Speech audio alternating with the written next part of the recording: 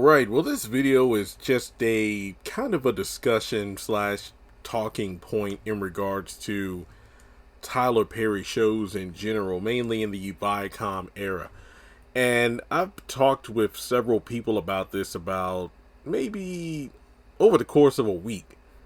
I've had some interesting discussions. It's kind of was talking points that piggyback from last month when I did the haves and have not videos. I think the one I really wanted to highlight was the haves and the have nots Tyler Perry's first and last great series, at least for the first 4 seasons. And I remember a lot of people commenting on the video, as well as the people I've discussed the topic with, in regards to, that's the thing about the Viacom shows. Most of them, once they started on BET, they had the same issues that the haves and the have-nots had during those final seasons. Too many characters, long drawn-out storylines that ended up going nowhere, repetitive dialogue, characters who refuse to grow. They're pretty much one note. And I think it really comes down to, when I was reviewing all the shows, because remember, I want to say, when did these shows come out? 2019. Now, I forgot exactly when each show ended for the most part, but I just remember there was a time where I was juggling so many shows at once. Maybe not during the same 1 week period, but remember how I was reviewing a crap ton of shows? Have and have nots, If Loving You Was Wrong, Greenleaf from the OWN network, and then on Viacom, House of Pain, Assisted Living, The Oval, Sistas, Bruh, Ruthless. That was like 9 shows, interchangeable with each other.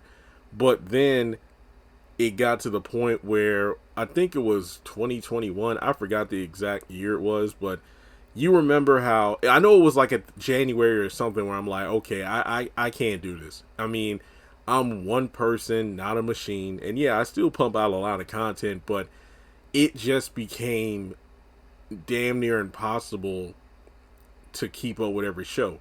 Yes, I had a system in place where I was reviewing everything. Not to mention I was doing my eBay thing on the side too.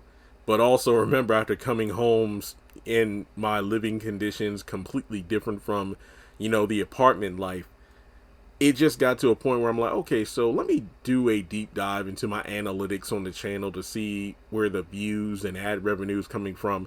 And I remember just that feeling of being floored that, Bruh, Assisted Living, and I think at the time I was even reviewing like the Wonder Years, once that came on BET. So I was still juggling a lot of shows, but I was very disappointed. I'm like, man, the shows I really like watching and the ones that I truly have the most fun reviewing, they're not bringing anything to the channel outside of maybe a few cents or $1 if I'm lucky per video. So then I ended up chopping some shows off my review list. Like, for Assisted Living, not enough people watching my content. For Bruh, same deal, not enough people watching the content. And people wonder, like, wait a minute, but what about Ruthless? Okay, Ruthless is the exception to the rule, where it is a show that is good, but I'm not gonna lie, I kind of got bored. That's just my thing. I know it's bad. I know the actors are talented. I just, that's the theme of the video. I just got bored. Maybe it's because I think too much, but it just seems pointless. I mean, I've said this many times. Ruthless feels like DLC at this point because the Oval itself is so far ahead timeline-wise. Plus, we've seen Elder Mother, the highest Daikon, pop up in the Oval Season 4. Then on top of that, Nancy was like, oh, Ruth and Callie, they're doing good. Callie's getting so big. And it just feels like, what's the point of watching Ruthless? No matter what happens, no matter what they plan, Ruth is still stuck in the compound. Honestly, what was it? The opening of the Oval Season 3, when Ruth came to Barry's hospital room and was pleading with his parents to help him get out. It's like, wait, you're still in the compound? So basically, all the stuff going down in Ruthless, you, Joan, River trying to plot with the money and all, that's not going anywhere? Then what's the point of me watching Ruthless? It doesn't help that the hiatuses were just way too long, but I don't know. I just got bored. It's sad because, like I said, I enjoy making memes and other content about the show, but it just feels like, what's the point? And the same thing can be true for The Oval, because if I remember correctly, around the halfway point of season 4, I was asking you all, even though I personally like season 4 because it is better than season 3 in more ways than one, the story itself for The Oval just got super repetitive very quickly. I mean, each time, it feels like each season, it's like, okay, we got this group of people who have enough evidence to bring down the current administration. They have a foolproof plan. They just got to initiate it. Usually one or two things happens that fucks it up. Number one, the person who is metaphorically holding the trigger to Hunter's head tells him, Victoria, and or Donald what they're planning to do. I'm going to bring down this entire administration by exposing you with this, this, and this, instead of just doing it. As a result, giving Hunter and his team time to prep a counter strategy. Or B, someone just does something completely stupid. Like, I think this has been it's become a running gag at this point in the show, where a character is told, or when a character is told to specifically stay in one spot. Hey, these people are looking for you, or you're our only hope to, bringing things down in the White House. You need to stay put. But then this person decides, screw that, I'm going to do my own thing, and then wind up being captured or being killed. It's ridiculous. And I mean, I'm just getting bored with it. I am. Now, I don't feel bad saying this stuff because of the fact that I was a day oneer when it comes to these BET shows. I was that guy reviewing everything. Everything. Even when other people weren't reviewing them. I was the one reviewing many episodes. Like, for example, I was the only one reviewing Bruh and Assisted Living. I think, Assisted Living, I stopped around the halfway point of season 3. For Bruh, I did review every episode, but season 3, I think I stopped towards episode 17 or something. I did do a finale review. I have watched every episode. I think my finale review, I did like 4 episodes in one video. Like, hey, here's what happened the past 3 episodes. Because season 3, they spent that season had no business being 20-something episodes. So it's just like, what happens when you get bored? Now, when it comes to House of Pain, yeah, in some ways that show can be boring, but season 12 spiced things up by getting Janine and Jasmine back. And I think I've said this in another video, or was I talking with a couple other people? It's like, look, even though personally speaking, I think Assisted Living is the better show, House of Pain wins in a couple of categories. You have most of the original cast there, so you got that nostalgia factor. But you have multiple set pieces as well, as opposed to Assisted Living only having the facility itself. And some people would argue that the show doesn't do as well because of, the target audience not really being on social media and whatnot, like an older fan base. But I dare say that's not the strongest argument, because if you think about the setup for Assisted Living versus Meet the Browns had mostly an elderly or older cast itself, with only a couple of young people in there. It was Sasha and Joaquin. And in this series, you had Sandra and Philip, where Sandra is off in college right now, so it's just Philip. And what's his name? Lindor, I think, is still in the show. But then you have Cora, Brown, Jeremy, Leah, and then the people in the facility. But Meet the Browns still work, though. So I think with Assisted Living, the biggest complaint fans have is it feels too much like a play because they're in the one set piece. When it comes to, wow, I almost went over every single show. Like I mentioned with House of Pain, it still does numbers. Now, last month, in the month of May, when there was no Sisters outside of the season 6 promo, which honestly, I think that came out in late April. Yeah, late April. House of Pain shorts carried the channel. In terms of views, if I look at my analytics for the month of May, House of Pain short/reels, they carried the channel.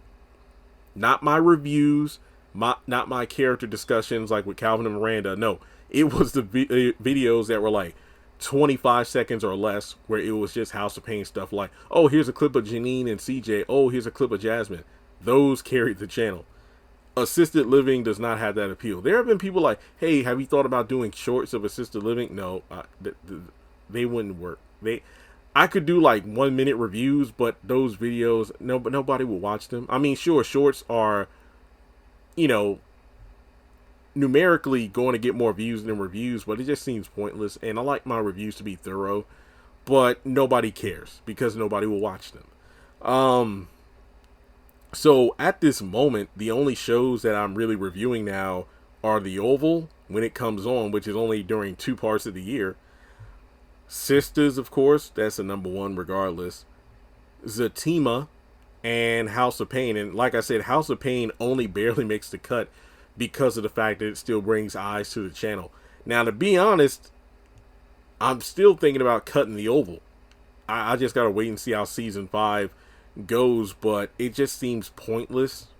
And thankfully, I'm not relying on only one show to carry the channel, but at this point, at least I'm down from like 9 to 10 shows down to like 3 to 4, because it just seems redundant. And I think it comes down to, the financial aspect of these videos aside, where some shows do numbers where others don't. It's just the repetitiveness. Like, for example, I found out that Ruthless is getting a season 5. Why? The Oval, some people are like, The Oval isn't coming back because they haven't officially renewed it. They've already filmed season 5. Or was it 6 that got filmed recently? I forgot. But I'm just like, why is Ruthless going on so long? Is there really a point? House of Pain, like I said, you have the nostalgia factor, but has the reboot really added anything to the original series? Assisted Living, I don't know how long that's going to go on. Zatima and Sisters, like I said, even though we got to wait until season 7 of Sisters, at least we're getting new writers. I wonder how that's going to impact Zatima, though. And I think one of the biggest crimes that makes these shows kind of fail, in my opinion, is the lack of continuity, where finally Tyler Perry's doing spin-off and connecting, his universe through different shows. But the fact that the timeline consistency doesn't make sense is what makes these shows fail. But I think one of the biggest arguments and reasons why fans feel some kind of way about the Viacom era shows is the kind of like Marvel Phase 4. There seems to be a sense, or a lack thereof, of direction. It's like we're getting the same stories every single time. What's the point of watching? I mean, I have never seen so many people at one time collectively say, I don't even bother watching the shows weekly anymore, or I haven't watched since season 3 or something, because based on your reviews or based off the trending topics online, I haven't missed anything. Nothing's really changed.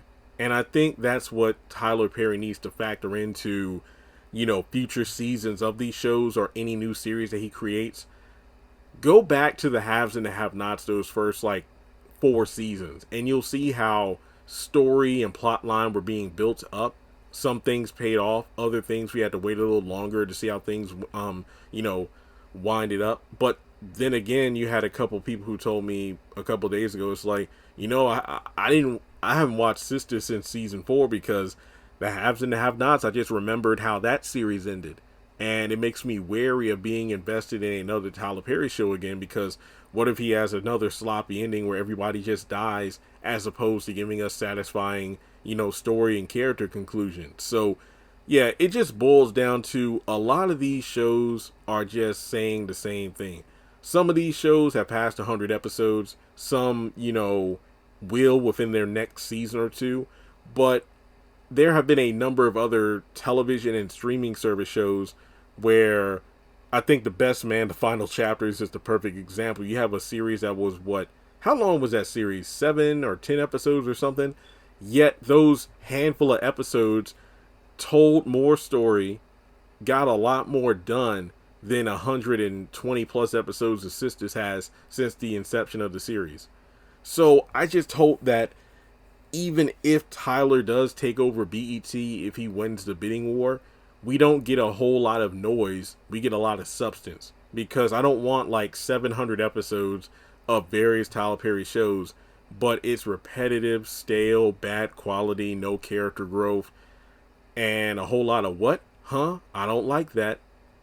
You all know what I'm getting at. But yeah, that's pretty much why that's why I've reduced the shows I review, because despite having numerous material to go over, there hasn't been anything of substance to bring about conversation. Maybe there have been a couple of talking points in this show or that show, but honestly, I feel like if I just stopped reviewing The Oval, nobody would care. I mean, sure, you have a few people be like, hey, why don't you review The Oval? And it's like, but do you really need me to? Is there anything in season 5 that's going to make the show go, oh my gosh, I got to know, like, hey, did Simone and Victoria survive the fall? I honestly don't care. I mean, my baby Simone, I want her to live, but at the same time, it's like,